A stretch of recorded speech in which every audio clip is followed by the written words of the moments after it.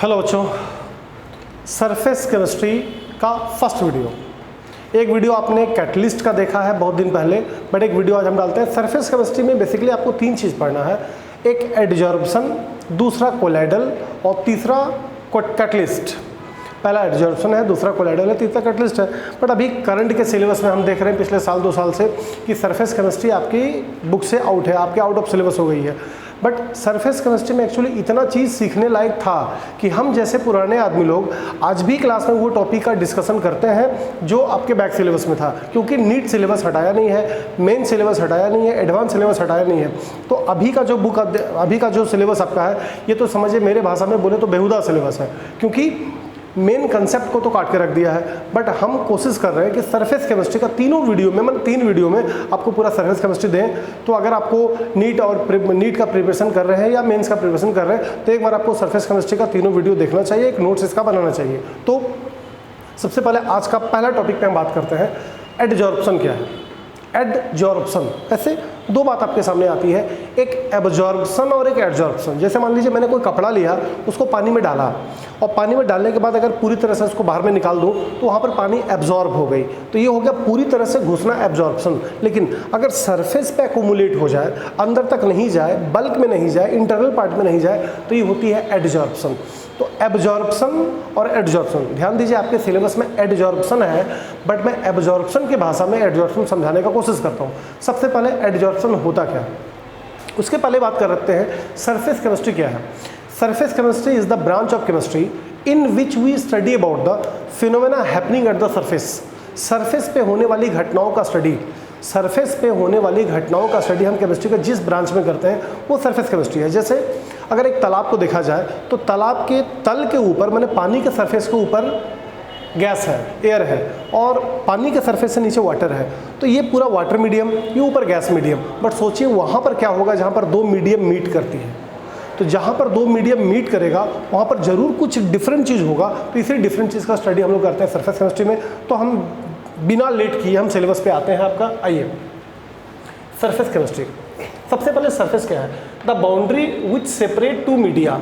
The boundary which separate 2 media, 2 media को separate करने वाला इमेजनरी बाउंड्री को हम लोग कहते हैं सरफेस। अब जैसे मेरा सर आप देख रहे हैं, तो इसके ऊपर गैस मीडियम है, इसके नीचे सॉलिड मीडियम है, तो एक लाइन बीच में है जो दोनों को सेपरेट कर रहा है। This is called surface.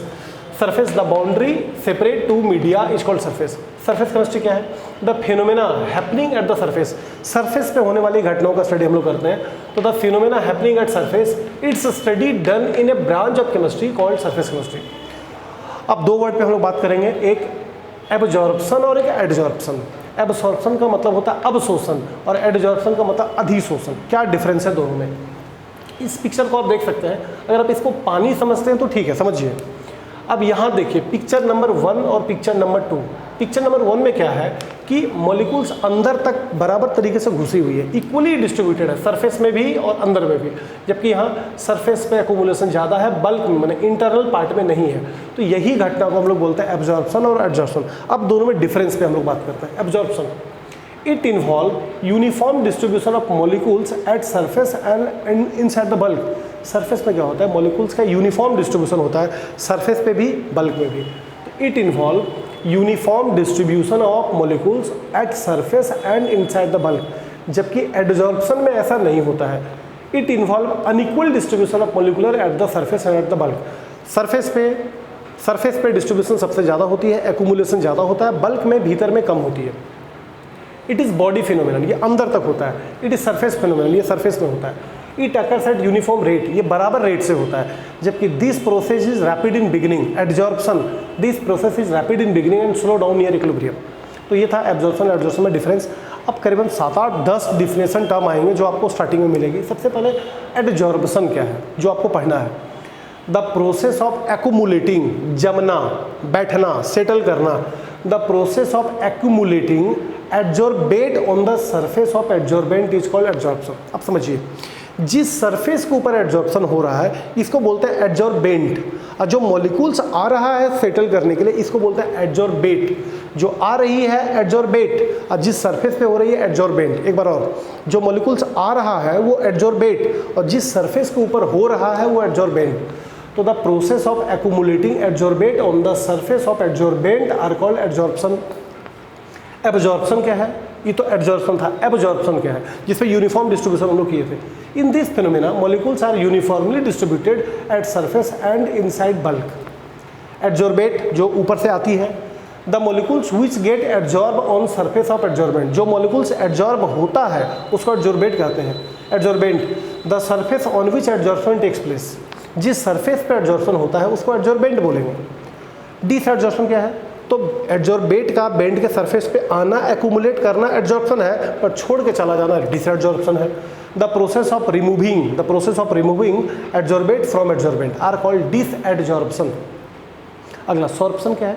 कभी कभी ऐसा देखा जाता है कि एब्जॉर्प्शन और एडजॉर्प्शन दोनों साथ हो जाती है साइमल्टेनियसली, अब दोनों को आप सेपरेट नहीं कर सकते हैं। तो जिस फिनोमेना में एब्जॉर्प्शन एडजॉर्प्शन दोनों साथ हो जाए, सेपरेट नहीं होगा, उसको बोलते हैं sorption. SORPTION। Sometimes absorption and adsorption both takes place simultaneously, दोनों साथ होती है, and it cannot be separated, उसको अलग नहीं कर सकते हैं। This phenomena is called sorption. Cotton fibre के ऊपर जो डाई चढ़ाई जाती है, आपके कपड़े के ऊपर जो कलर रहता है, अलग अलग प्रिंट रहता है, उसको डाई चढ़ाना कहते हैं।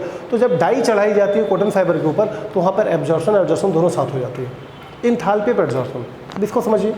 अब एडजॉर्बेट आती है, बेंड पे बैठती है, तो कुछ अब बॉन्ड बनती है, तो कुछ एनर्जी तो रिलीज होता होगा। तो जब एक मोल बेट बेंड पे आता है, एक्यूमुलेट करता है, तो जो एनर्जी निकलती है, जो इंथैल्पी चेंज होती है, are called enthalpy of adsorption. The enthalpy change takes place when 1 mole of adsorbate get adsorbed on the surface of adsorbent। ध्यान से, 1 mole of adsorbate get adsorbed on the surface of adsorbent। अब bond जैसा strong होगा वैसी energy release होगी, positive adsorption, और एक negative adsorption.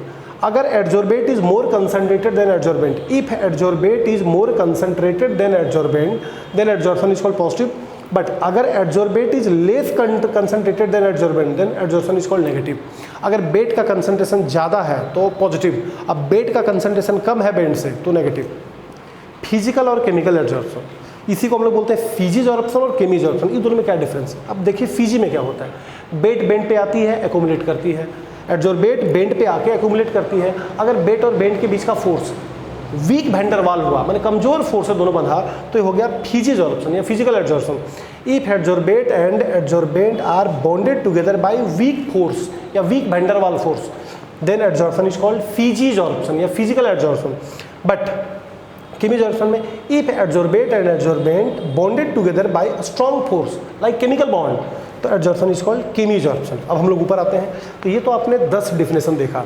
Adsorption क्या है, एब्जॉर्प्शन क्या है, सॉर्प्शन क्या है, एडजॉर्बेट क्या है, एडजॉर्बेंट क्या है, डिसएडजॉर्प्शन क्या है। तो इसको तो आप स्क्रीनशॉट लेके लिख के बार बार देख सकते हैं। ऐसे कुछ डिफिनेशन था, ऊपर वाला बेट, नीचे वाला बेट, आके बैठना एडजॉर्प्शन, छोड़ के चला जाना डिसएडजॉर्प्शन। कभी कभी एब्जॉर्प्शन एडजॉर्प्शन दोनों साथ होगा तो सॉर्प्शन। आके बॉन्ड बनाएगा तो जो इंथैल्पी चेंज होगा, इंथैल्पी ऑफ एडजॉर्प्शन। ऊपर का कंसंट्रेशन ज़्यादा है तो पॉजिटिव, नीचे का ज़्यादा है तो नेगेटिव। अब फोर्स अगर स्ट्रॉन्ग है तो केमीजॉर्प्शन, अब फोर्स वीक है तो फिजीजॉर्प्शन। अब फिजी और केमी में कुछ डिफरेंस देखते हैं। ऐसे आपको पता है कि फिजी में वैंडरवाल फोर्स से दोनों बनता है और केमी में केमिकल बॉन्ड, बट दोनों में कुछ और डिफरेंस देखते हैं। Adsorbate and adsorbent are bonded by weak van der Waals force फिजी में, जबकि केमिकल बॉन्ड फोर्स है strong force. It is specific in nature, it is less specific.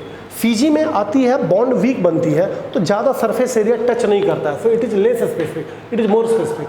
It is reversible, आती है वीक बॉन्ड बनाती है, चली भी जाती है, तो it is reversible, it is irreversible. Enthalpy of adsorption is low, लगभग 20 से 40 किलो जूल पर, यानी कि वीक बॉन्ड बनाता है तो इंथैल्पी ऑफ एडजॉर्प्शन भी कम होती है, कम एनर्जी रिलीज होती है। यहाँ ज़्यादा होती है, यहाँ हम बोल सकते हैं आपको 20 से 400 या 200 किलो जूल पर मोल होती है।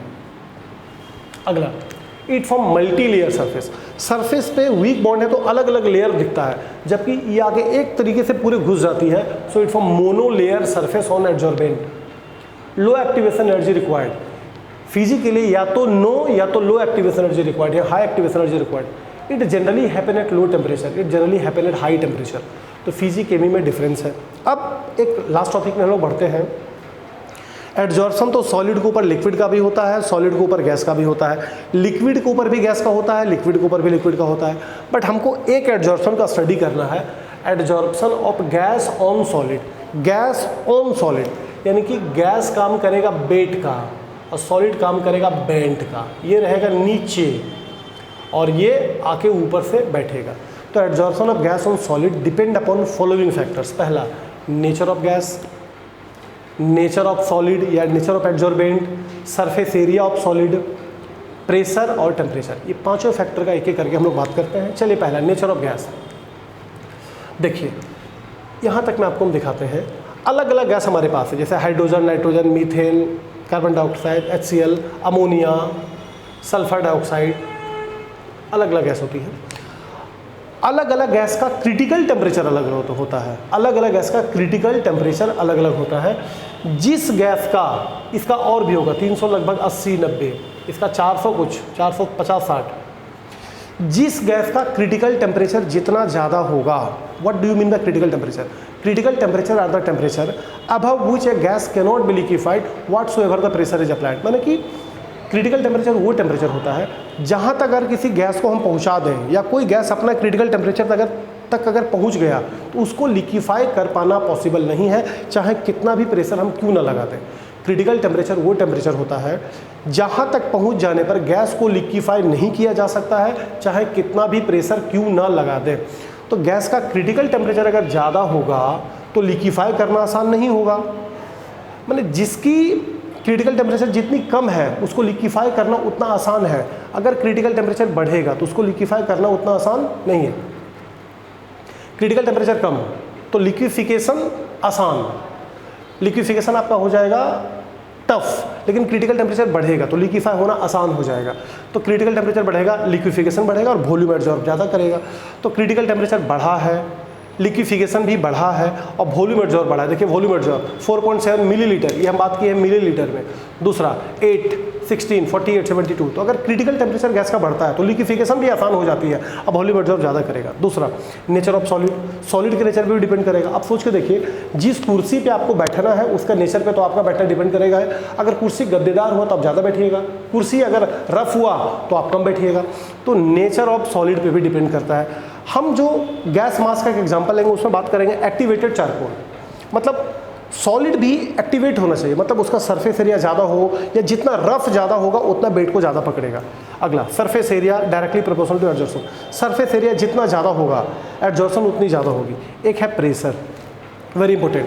प्रेशर में बात करेंगे extent of adsorption, it is the ratio of amount of adsorbent to the mass of adsorbent, x/m। Extent of adsorption का बात हम लोग x/m से करेंगे, जहाँ x है ऊपर तो ये ऊपर वाला अमाउंट ऑफ एड्जॉर्बेंट और m है mass of adsorbent. Extent of adsorption क्या है? Extent of adsorption is the ratio of amount of adsorbent to the mass of adsorbent. इसको दिखाएंगे हम लोग x/m से। अब एक टॉपिक देखते हैं, एड्जॉर्प्शन आइसोथर्म क्या है?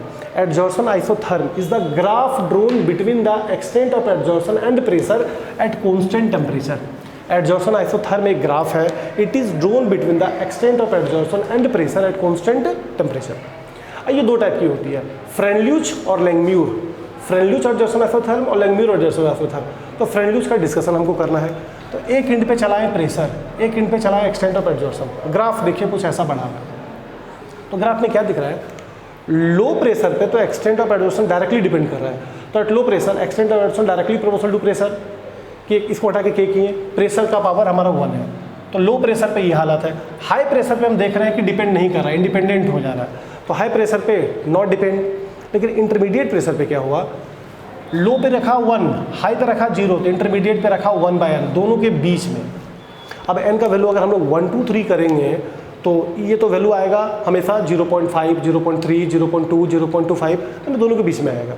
तो x/m directly proportional to p⁻1/n, इसको हटा के पहले k लगा, दोनों साइड हम लोग लगा दिए log, taking log both side, log x/m is equal to log k plus 1/n log p।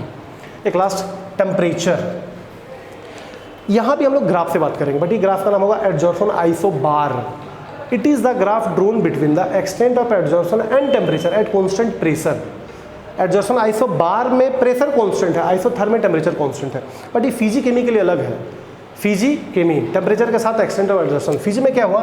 Temperature बढ़ी तो एक्सटेंट ऑफ एड्जॉर्प्शन लगातार गिरी, और केमी में क्या हुई? पहले बढ़ी फिर गिरी। तो फिजी और केमी के लिए बात अलग है। अब जाते जाते कुछ एग्जाम्पल, एडजॉर्प्शन जब पूरा बात आप सुने तो कुछ एग्जाम्पल आपके पास होना चाहिए। पहला, गैस मास्क में ये देखा जाता है, गैस मास्क में डस्ट पार्टिकल्स या पॉइजनस गैस एक्टिवेटेड चारकोल के ऊपर एड्जॉर्ब होता है। दूसरा, कॉटन फाइबर, बात किया था, कॉटन फाइबर में जब हम लोग कलर चढ़ाते हैं, डाई चढ़ाते हैं, तो वहाँ पे एब्जॉर्ब दोनों होती है। सिलिका जेल, कुछ घरों में मॉइस्चर और ह्यूमिडिटी को एब्जॉर्ब करने के लिए सिलिका जेल का यूज़ किया जाता है। शुगर फैक्ट्री में गुड़ के कलर से चीनी का कलर लाने के लिए हम लोग एनिमल चारकोल यूज़ करते हैं डीकलराइजर के जगह पे। वाटर प्यूरिफिकेशन में फिटकिरी जो पानी में हम लोग डालते हैं तो कुछ डस्ट पार्टिकल्स को अपने ऊपर एब्जॉर्ब कर लेता है, तो वाटर प्यूरिफिकेशन में यूज़ करते हैं। और मेडिसिन में जो दवाई हम लोग खाते हैं तो उसमें दवाई हमारे पेट में जाके एक लेयर बनाता है एब्जॉर्बेंट का, कुछ जर्म्स बैक्टीरिया को अपने ऊपर एब्जॉर्ब करता है। तो दिस इज सम एग्जांपल जो कि आप लिख सकते हैं, गैस मास्क में, कॉटन फाइबर में, सिलिका जेल में, शुगर मैन्युफैक्चर में एनिमल चारकोल यूज़ करते हैं। यहाँ पर हम लोग एनिमल चारकोल यूज़ करते हैं। वाटर प्यूरिफिकेशन में हम लोग फिटकिरी का यूज़ करते हैं, या पोटेशियम आलम, इसका फॉर्मूला है तुम्हारा Al2SO4 × 6H2O। मेडिसिन में कुछ यूज़ करते हैं। तो इस सरफेस केमिस्ट्री का एक स्क्रीनशॉट लेके आप नोट्स अपना बना सकते हैं और वीडियो को 1 से 2 बार देख के आप एडजॉर्प्शन को क्लियर कर सकते हैं। तो फिर मिलते हैं अगला वीडियो में एडजॉर्प्शन के साथ, जबकि आपका काम है एक स्क्रीनशॉट लीजिए, पार्ट बाय पार्ट आप ले सकते हैं और एक नोट्स अपना बना सकते हैं। अगला वीडियो मिलते हैं कोलाइडल के साथ। Thank you.